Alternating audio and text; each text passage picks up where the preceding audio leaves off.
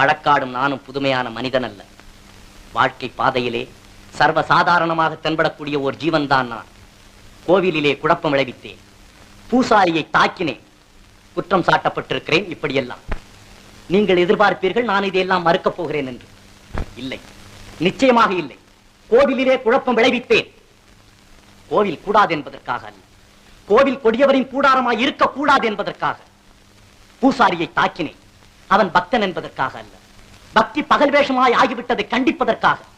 உனக்கேன் இவ்வளவு அக்கறை? உலகத்தில் யாருக்கும் இல்லாத அக்கறை என்று கேட்பீர்கள்.